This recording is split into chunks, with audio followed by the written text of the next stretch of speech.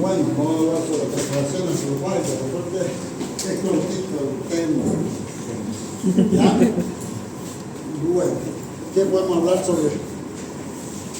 Decimos que perforación es una solución de continuidad que se presenta en toda la pared del esófago, ¿ya? Generalmente a menudo de evolución fulminante, ¿ya?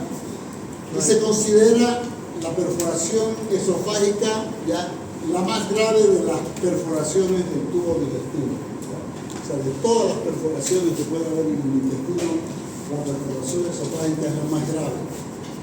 Lesiones agudas que pueden afectar al esófago a distintos niveles dependiendo de su etiología, habitualmente muy grandes y de curso muy agudo, ¿ya?, debido a la salida de saliva, contenido gástrico y gérmenes hacia el mediastino, los cuales van a provocar una mediastinitis necrotizante que va rápidamente a la supuración y al shock séptico del paciente, ¿ya?, lo cual lógicamente lleva a la muerte del paciente, ¿no? Dentro de la frecuencia, casi todas las perforaciones esofágicas son iatrogénicas, procedimientos como esofagoscopías, gastroscopías, dilataciones esofágicas, intubaciones esofágicas simples para diagnósticos o tratamientos, ¿ya? También como la ingestión accidental de cuerpos extraños o esfuerzos del vómito con o sin enfermedades esofágicas predisponentes. Otro como el estrés, ¿ya?, que nos lleva a enfermedades neurológicas u operaciones, ¿ya?, quemaduras en otras partes del organismo, raras veces traumatismos externos penetrantes o contusos, pero puede haber a veces algunas heridas penetrantes por arma blanca o por arma de fuego, pueden llegar a producir perforaciones esofágicas. Entonces aquí podemos ver una imagen, ya, de cuerpo extraño a nivel esofágico,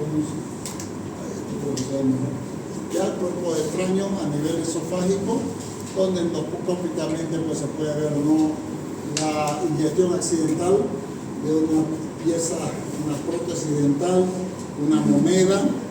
Tuvimos el otro día un caso de un paciente que se tragó un alfiler, ¿ya?, de repente pasó y se pasó hasta el estómago, tuvieron que abrir, estaba en el estómago, no estaba en el esófago, pero se había pasado hasta el estómago, ¿ya? No sé cómo, jugando con el alfiler se lo tragó.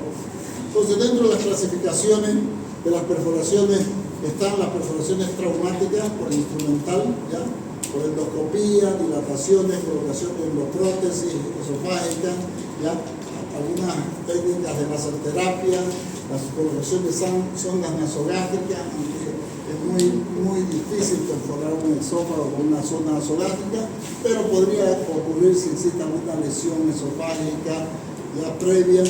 El balón de Schenstacker-Blackmore podría producir también una perforación esofágica.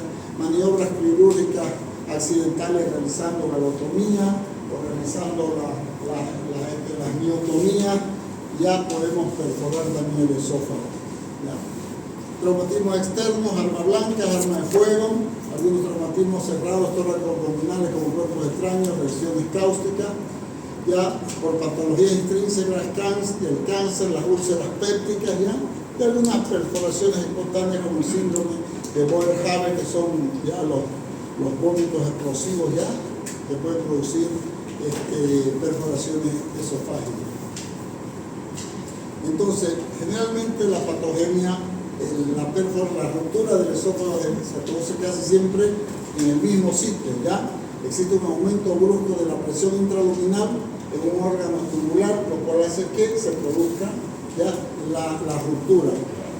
El extremo inferior del esófago, inmediatamente por encima del diafragma, es conocida como la ampolla frénica, que siempre es la zona más frecuente en la que se va a producir ya la ruptura, generalmente cuando hay presión intraesofágica.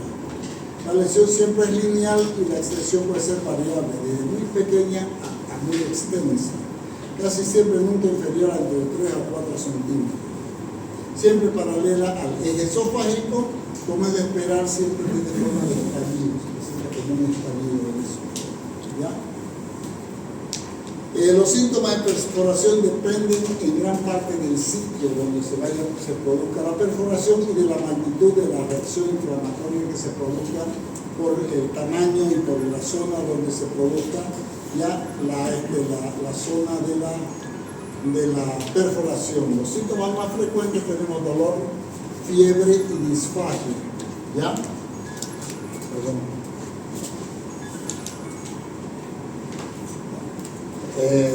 La disnea suele deberse a la afección del espacio pleural, ¿ya?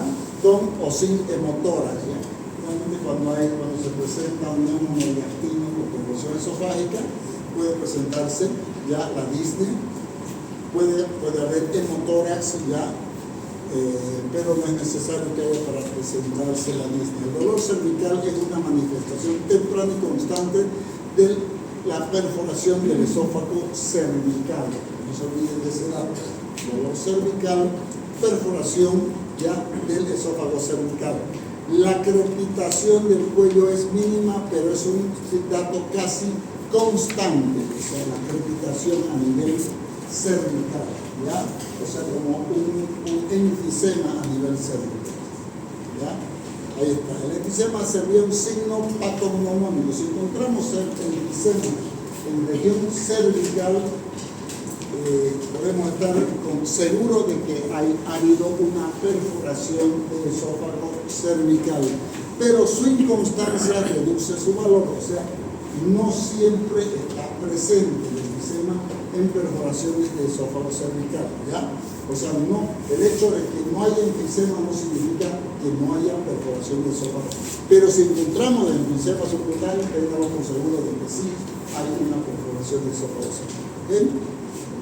En este, como en otros cuadros de la cirugía de urgencia, la radiología puede prestar un auxilio inapreciable si revela ciertos signos de enfisema mediastínico, neumotórax o hidroneumotórax. O sea, cuando hay una sintomatología de este tipo, requiere cirugía. ¿Ya? Requiere cirugía cuando tenemos ciertos enfisema mediastínico, neumotórax o hidroneumotórax.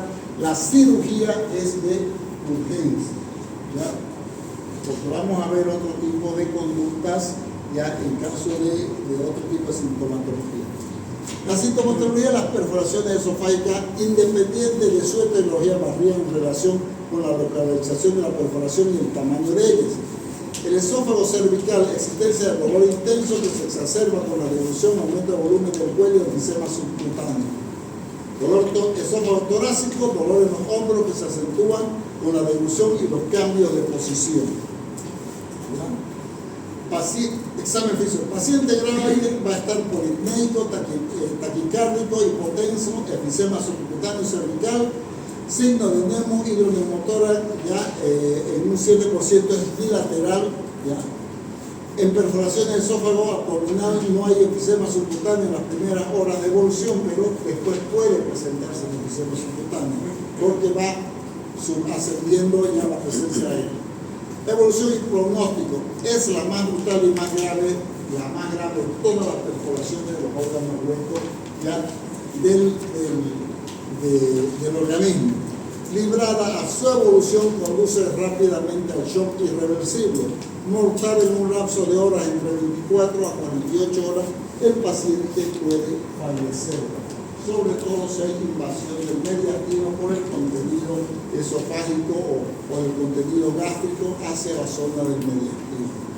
¿Okay? Es una de las perforaciones que es más devastadora del tracto gastrointestinal. La rotura espontánea del esófago, reconocida como el síndrome de Boerhaave, generalmente se produce por exceso de tos muy fuerte, ya por esfuerzo, ya por aumento de la presión intraesofágica, la ruptura espontánea. En 1940 se realiza el drenaje y reparación en forma exitosa por primera vez ya del esófago. La mayoría de las series revelan que el 60% tienen perforaciones iatrogéneas, un 25% son traumáticas y un 15% son espontáneas, ya las perforaciones del esófago.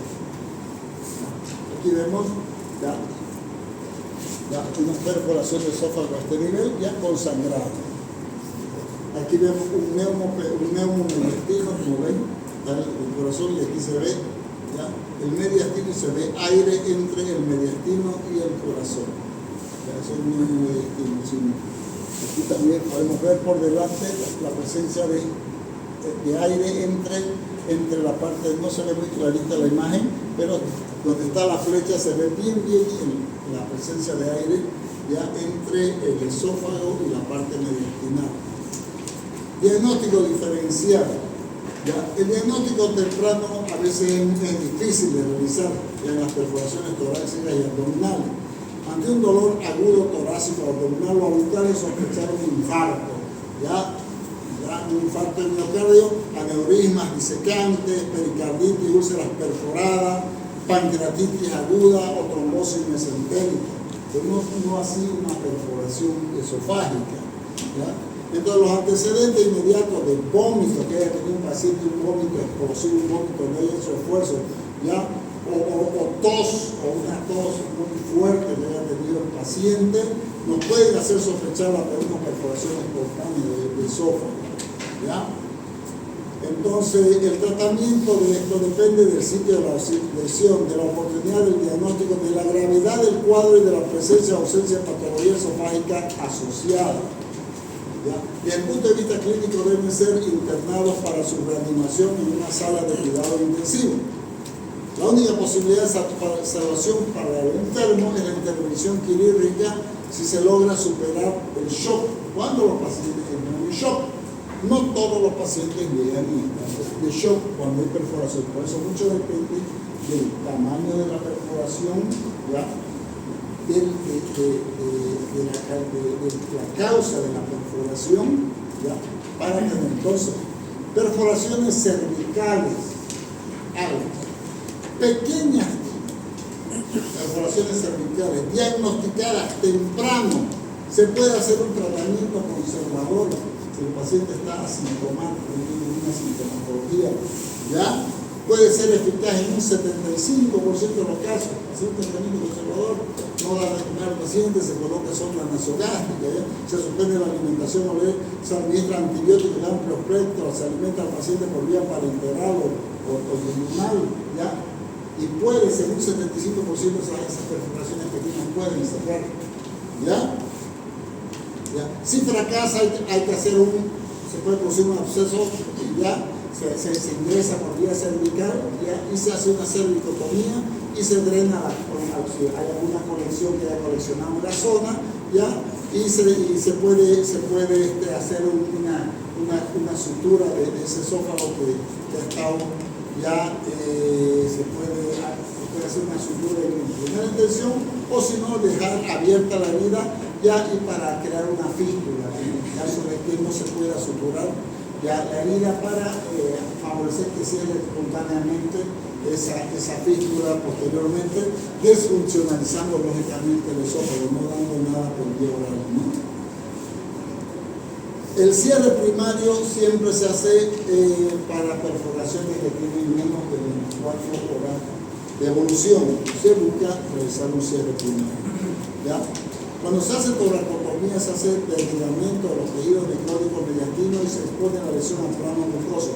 Y después se cierra en dos planos, ¿ya? Cuando en lesiones de esófago medio, ¿ya? Y se sutura el esófago. El paciente con más de 24 horas de evolución se puede hacer el mismo procedimiento y se refuerza la sutura haciendo parches pediculares, tipo parche de Toll, parche de Graham, ¿ya? Que se puede utilizar pleuras, pericardio, a veces músculos intercostales, se puede utilizar epículo, ¿ya? Entonces se sutura el esófago y encima se lo refuerza con parche, ya sea de pleura, de epículo, de pericardio, se pone encima de esta sutura, ¿ya? Y se lo fijan estos parchecitos para que este parche en 24 horas se adhieren encima de esas puntos que hemos hecho y ayudan a reforzar para evitar la fuga, ¿ya? A este nivel. Exclusión esofágica es otro procedimiento que se puede hacer cuando no se puede hacer una sutura primaria, cuando hay lesiones muy graves. Entonces tiene una elevada morbilidad, ¿ya? Que significa una morbilidad y la posibilidad de tener complicaciones en el transcurso de una patología, ¿ya? En el transcurso de una patología o de una enfermedad que ustedes tienen la posibilidad de tener otras complicaciones aparte de la enfermedad, esa es la morbilidad que ustedes tienen. Entonces, la exclusión esofágica tiene una elevada morbilidad, o sea, de complicaciones aparte que se pueden presentar, ¿ya?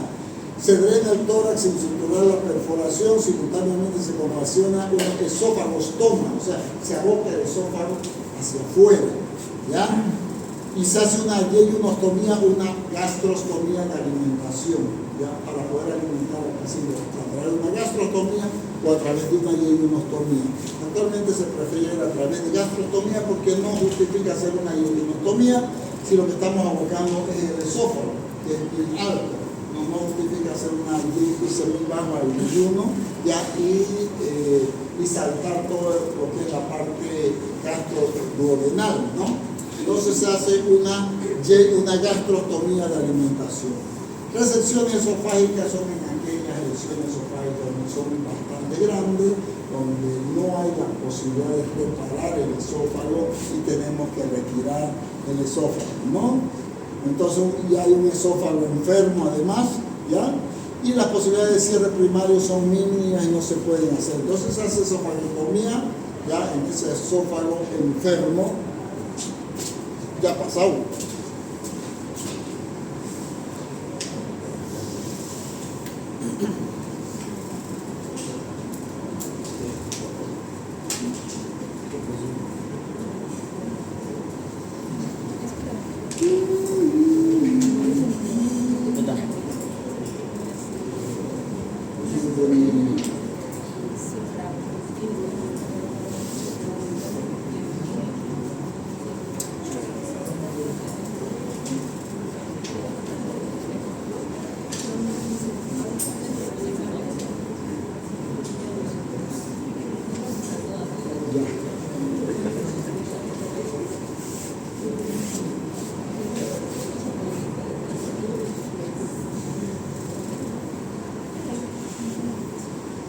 Entonces, cuando se hace esofagectomía, muchas veces se puede hacer un reemplazo del esófago o una porción del yeyuno, ¿ya?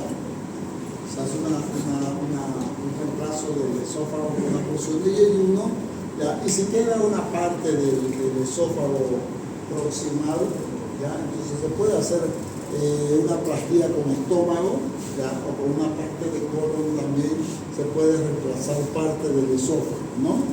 Para poder reemplazar una parte de ese esófago. Aquí tenemos ya un esófago y una perforación de esófago, ¿no? Lesiones. Tratamientos complementarios que se hacen a la cirugía, pues una dieta, se coloca sonda nasogástrica para poder alimentar sobre la perforación con aspiración continua.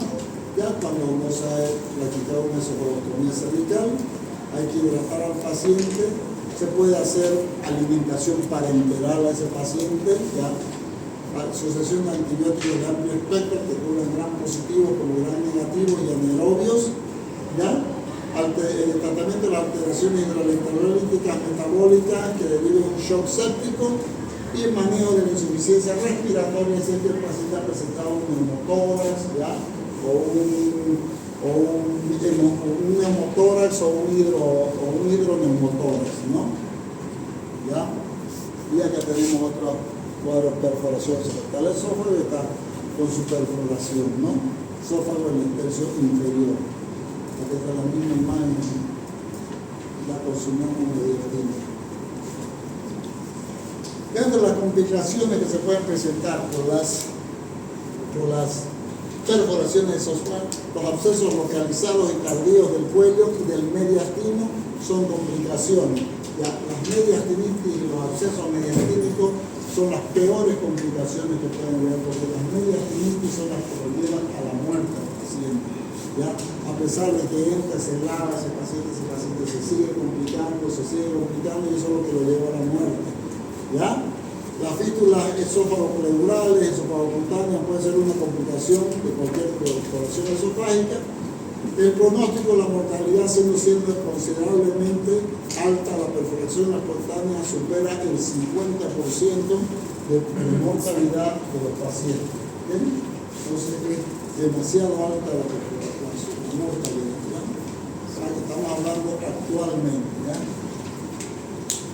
Perforación toral. La terapia no operatoria es mejor en perforaciones cervicales instrumentales, ¿no? Pero en las torácicas por dilatación, en estenosis péptica, atalasia y en perforaciones reflectadas en forma tardía con síntomas mínimos, en perforaciones del esófago torácico también, con síntomas mínimos, la hiperalimentación, antibióticos de amplio espectro y cuidados de evaluación en primera instancia es la conducta que se hace, ¿ya? Se puede colocar un stent mecánico expandible, ¿ya? Pero el pronóstico no es bueno. Entonces, en primera instancia, cuando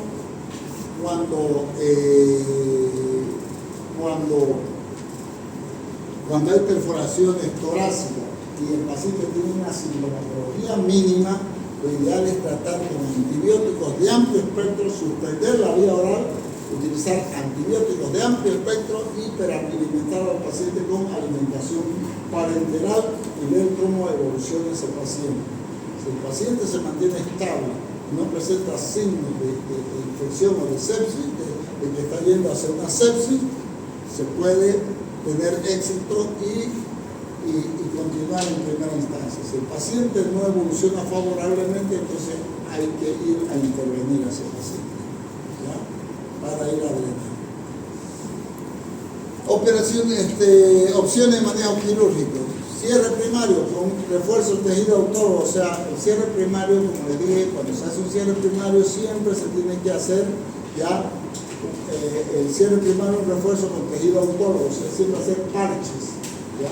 Se utilizan los parches de Toll, ya, parches de Graham se llaman, que se hace con epiclon, se hace con grasa pericárdica, ya con pleura, etc.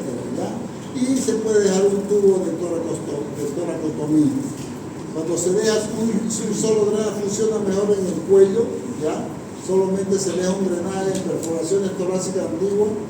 Cuando hay mucha contaminación también se puede dejar un drenaje, ¿ya?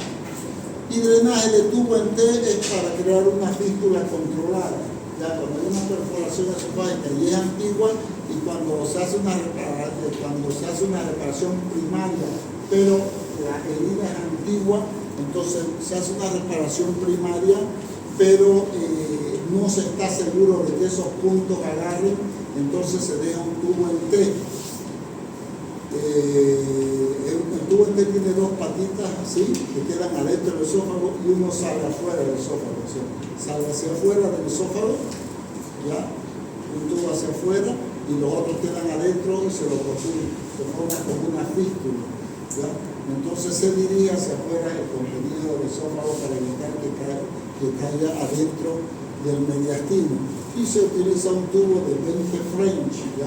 Que es la medida para drenar y dirigir el contenido del esófago hacia el exterior. Esto es cuando hay perforación esofágica, cuando pensamos que la sutura primaria no va a agarrar y que probablemente se nos va a abrir, entonces usamos el tubo en T. No es un tubo de Kerr, por si acaso, ¿ya? Y la resección cuando es necesaria y malignidad, cuando la perforación es por tumores, por procesos malignos, ¿ya? Entonces se puede hacer estenosis distal, pero si se hace resecciones totales, pues se puede hacer ¿cómo se llama? Transposición mediante intestino o colon se puede llevar, ¿ya? O si no, hacer anastomosis esófago gástricas, llevando el estómago hacia el esófago, ¿ya? Y los estén instrumentales solamente se utilizan cuando hay procesos malignos que están obstruyendo el esófago, pues solamente para evitar que se obstruyan más el esófago se colocan estén dilatadores, ya, pero son tratamientos paliativos que se utilizan cuando el esófago está obstruyéndose por procesos malignos, ¿ya? Más, ¿cuánto dice todo? Le dije que era cortito. Gracias a ustedes.